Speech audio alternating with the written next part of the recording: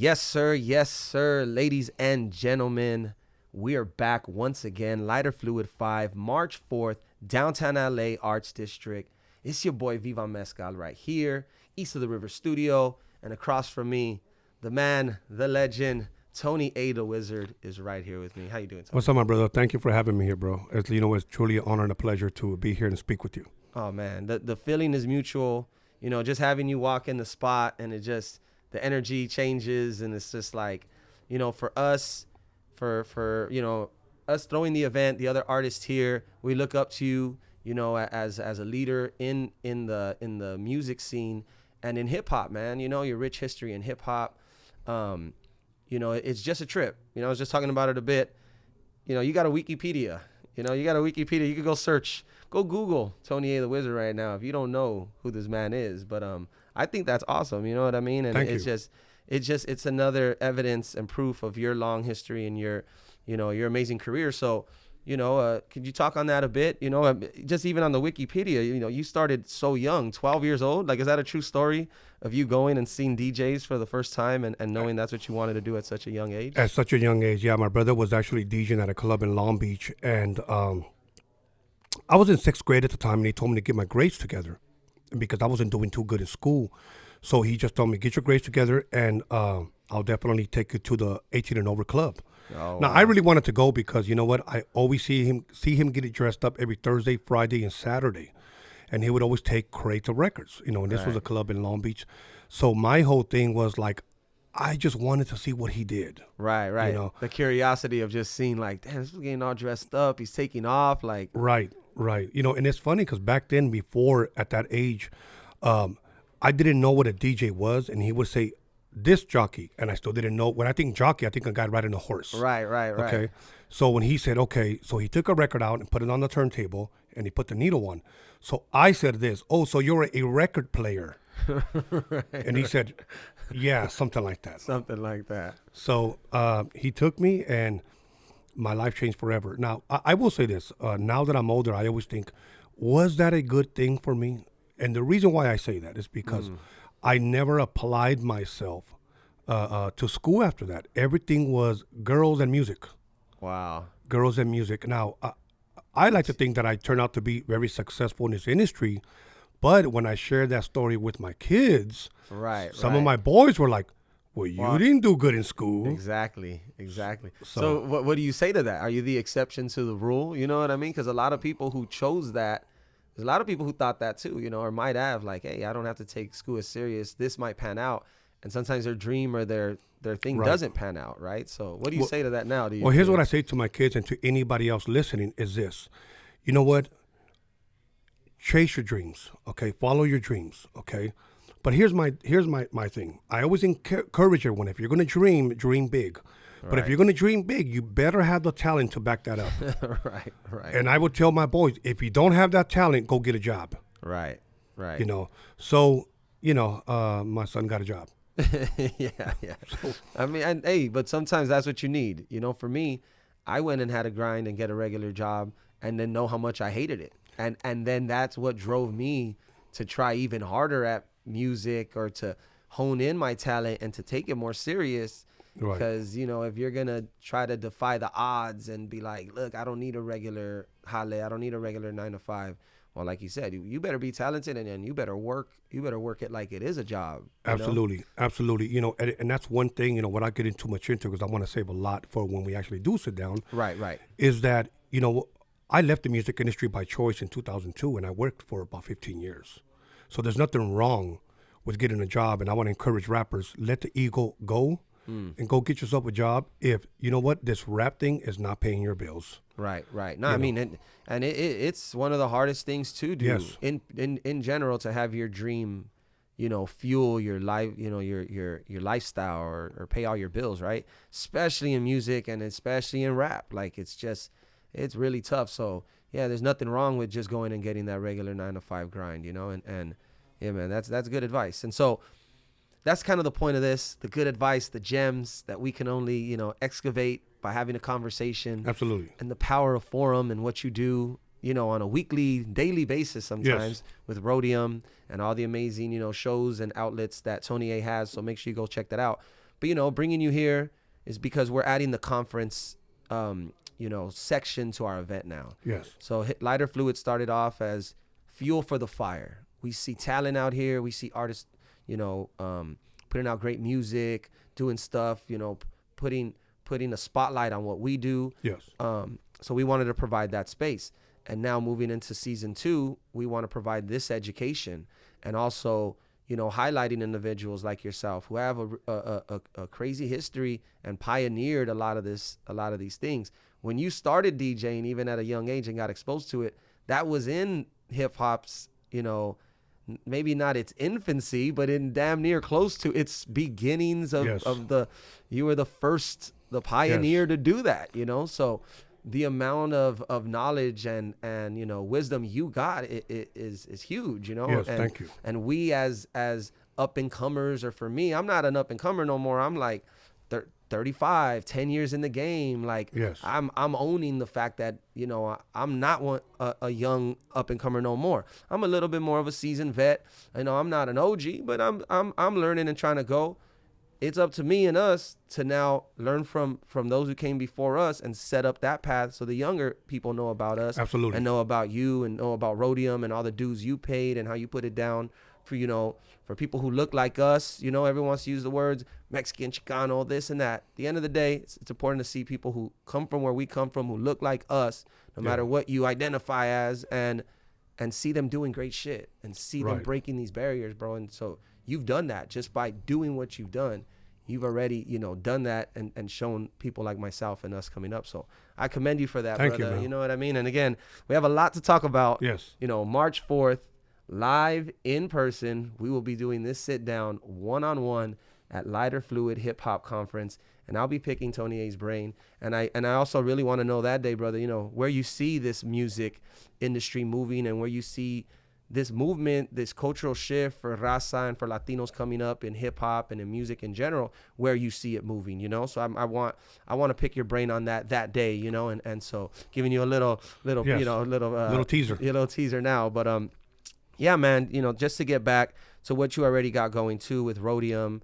How's that all going, and where can people check that out? And everything's going good. You know what? Like I said, I want you to ask me this question again, this very same question when we on March 4th, when we get together, because when I first started this podcasting thing, I really didn't think anybody was going to watch. Right. So I'll leave it at that now, and I'll answer that on March 4th why I thought that. Okay. So what I did, I thought outside the box when it came to my YouTube channel. I called my YouTube channel Tony Vision, just Tony Vision, because I had a vision of something. And this actually came from my father. And my thing was, under Tony Vision, I'm going to have Roadium Radio. And I thought about I thought of Tony Vision as a television station. Right. So that's one of the reasons why I call it Tony Vision. It sounds like television. Yeah, Tony Vision. So I just said, let me call it Tony Vision. Under that, I'll have Roadium Radio. I'll have Drinking with the Wizard, Dining with the Wizard, Verse for Verse, etc. Other shows. Right. Have the programs, have the chat, Yes. I thought about it almost like ESPN. They'll have like First Take. They'll have like PTI. Right. But it's ESPN. Yeah. Everybody named their YouTube channel after their podcast. I didn't want to do that. Right. I wanted to do something different. You wanted to be the network. Yes. And one thing that I've always challenged myself is, be different. Don't follow the crowd, because one thing that I've learned about music and where music is headed today, everybody's saying, for an example, we'll just take trap for an example. If somebody tells me, what are you doing today? Oh, I'm doing some R&B / boom bap type of sound. Nah, bro, everybody's doing trap. You need to do, well, you're right. Maybe I should do that. Now, everybody's following this. Right. I like to think, since everybody's going right, let me go left. Right. There's a lot more space over here. Is that just how you approach music, or is that kind of how you are? Contrarian. Yes. A contrarian. Yes, right? everything. Okay. I like to go against the grain, especially, and I'll give you an idea why I decided to do that. When I did my first documentary, my 3-hour documentary, which will be available soon, I was begging people for interviews, bro. Because I didn't have a podcast. Right. I didn't even know anything about the podcast. I got back into this industry in 2017, and I didn't know what Spotify was. I didn't know what Instagram was, other than what my kids told me, because I remained off the grid for a long time. Right. So what happened was, I got in the industry. I got back in the industry. I got back into. I did the social media thing. Okay. So what I did, I literally started asking people, hey man, can you interview me? Most people interviewed me with their cell phone. Most people just had a mic. I met people at a park. I must have did about 60 interviews. So and then I asked them, how do I listen to this? Oh, you got to go to Spotify. Well, I don't even know what the hell that is. Right. Right. Oh, I'm on iHeart, or I'm on this, or I'm on that. Nobody had visuals. Everything was just audio. So I'm like, well, how do I know if anybody listened to it? Oh, just trust me, people will listen to it. So one day I did one YouTube live. Just one YouTube live. So I said, hey man, give me your YouTube live. I want to see it as we go live. And as I looked, there was maybe 3 people on. Right. And I'll be honest with you. At that time, I said to myself, man, how can I get bigger numbers? How can I get this message out there? Mm-hmm. So I contacted all of those people that interviewed me. And I said, hey man, how do you feel about me doing a live podcast? I'm not going to lie to you. If I did 60 interviews, about 59 of them told me, don't do it. Don't do it. They told me, do not do it. Don't waste your time. Do not waste your time. Nobody's going to watch. You're going to look stupid. Nobody's going to subscribe. Nobody cares. Right. Just put it on Spotify. People can listen to it whenever they want. Right. And here was the key word that convinced me to do it. They said, everybody's on Spotify. You can go. That's what I said. Yeah. Okay. And I said, but nobody's doing it over here. Right. So I just bought some cameras and I told my team, fuck it, we're going to go live. That's what I said. That's amazing. That's amazing. We're just going to go live. And during 2 months, we set a goal. September 11th, 2019, September 11th. I didn't even know. I totally forgot that was what happened in New York, Right. So I said, we're going to go live. So I went around begging people for subscribers. Hey, man, would you subscribe? I would go to the market and meet people. Hey, man, you know what? Can you subscribe? Right. So I went live with 238 subscribers. A month later, I was up to 10K, bro. Wow.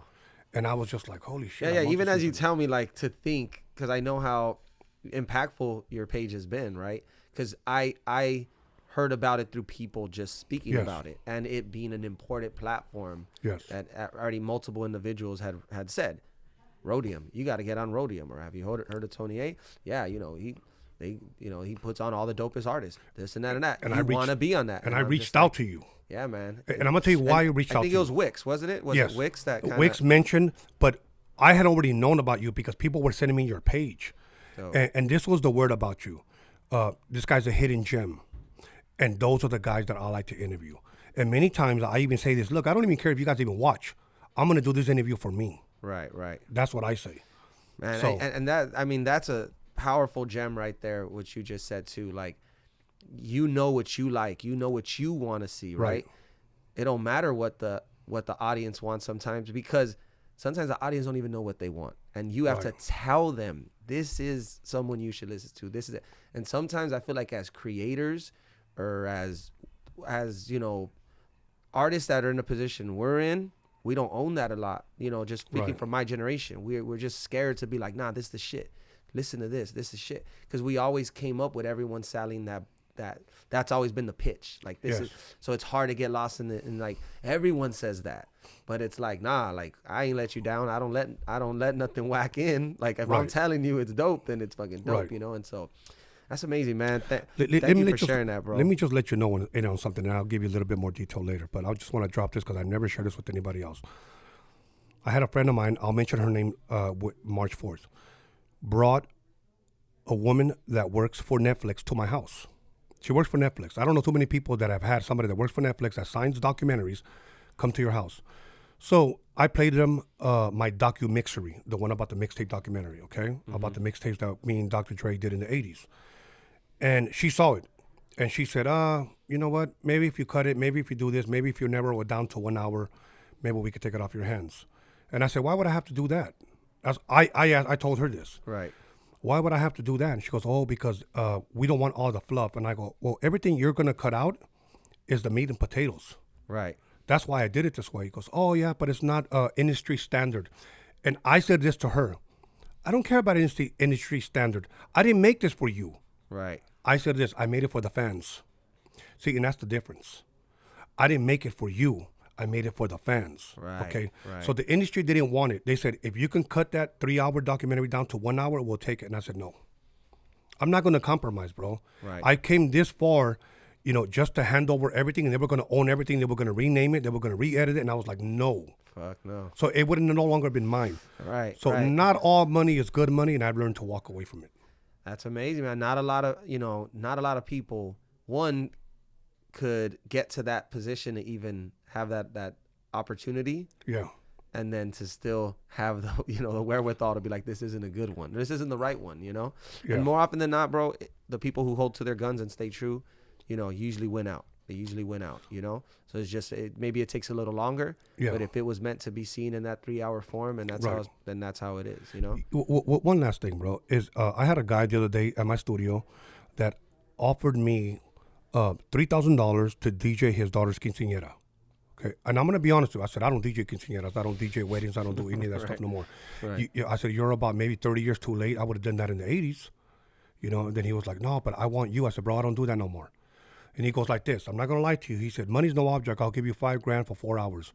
I said, bro, keep your money. I'm not doing no damn quinceañera. Okay? Okay, so I walked away from it. He called me the next day and he said, you know why I like you, Tony? And I said, what's up, bro? Because I said, you're not going to convince me. Right. And he said, because you're not impressed with money. Right. So many people will hand over everything, bro, for money. Right. You got the wrong dude with me, bro. No, and hats off to you, bro. So I'm there. I'll DJ that quinceañera for $5,000. Yeah. That's dope, man. It's all good, though. Nah, that's amazing, bro. Wow. So much, you know, we can go in and talk about, and it's just great to sit across from you and just like, you know, be able to share this and kind of flip the script a bit, because I know you're usually the one conducting the interviews. Right. So it feels good to kind of have you, and I don't want to let you off of the spotlight. It feels good to have Tony A kind of like at my whim of what question will I ask. But all good. Now, you know, we're gonna save it. March 4th, we will be talking in depth, one-on-one interview. Myself, Tony A the Wizard.